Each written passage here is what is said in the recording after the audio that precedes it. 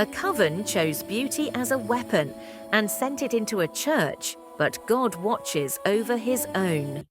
They did not choose her because she was powerful. They chose her because she was beautiful. Deep inside the forest, far away from human paths, there was a place where fire did not give warmth and shadows moved on their own. That was where the coven gathered. In the middle of the circle stood a young woman named Zara. From her waist upward, she looked human, smooth dark skin, long black hair, calm eyes that hid many secrets. But from her waist downward, her body slowly changed into a snake. She stood quietly as the flames danced around her. She had been summoned. The coven queen stepped forward. Her voice was low, but it carried weight. She did not shout. She did not threaten. She simply spoke the truth as they saw it. She said a pastor had risen in a nearby town, a man whose prayers were affecting their power, a man whose church was growing too fast. The coven did not fear him because of his size. They feared him because he was disciplined, and discipline is dangerous. Zara was given her assignment. She was to enter the pastor's life, not with violence, not with magic alone, but with temptation. She was to weaken him quietly, slowly, until his fall would destroy the faith of those who followed him. Zara bowed her head. She did not argue. She never did. As she left the forest, something strange happened. Her heart felt heavy. This was not her first mission. She had been sent to many places before. She had destroyed strong men, men who claimed holiness. But this one felt different. She could not explain why. Sunday came. The church stood at the edge of the town. Simple building, no luxury, just faith. Worship songs filled the air. And then Zara walked in. She dressed modestly. Her hair was covered. Her movements were slow and careful. No one noticed anything strange. They only noticed her beauty.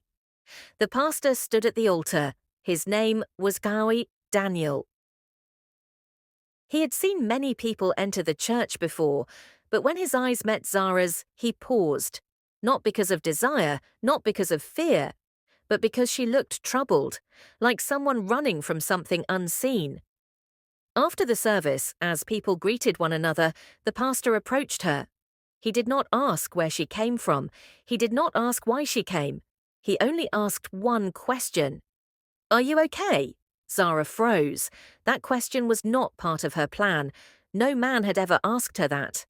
She tried to respond, but her voice failed her. She nodded and turned away.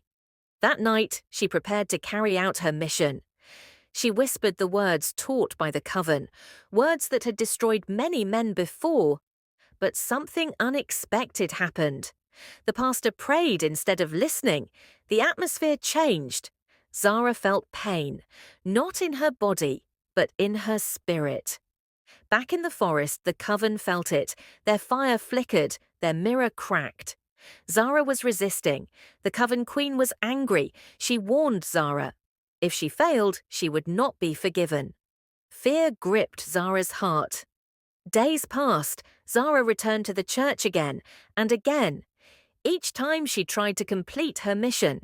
Each time the pastor responded with kindness instead of weakness, prayer instead of desire. One evening, Zara broke. She went to the pastor and she told him everything about the coven, about the mission, about the snake within her. She expected him to run. She expected rejection. Instead, he prayed.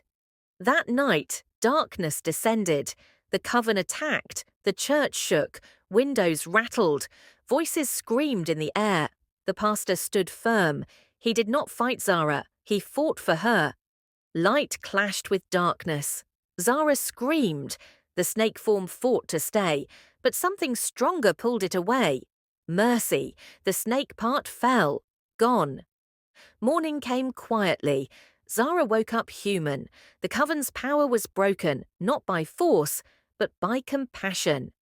Zara stayed, not as a miracle, but as a reminder that sometimes the greatest victory is not destroying darkness, but refusing to become it.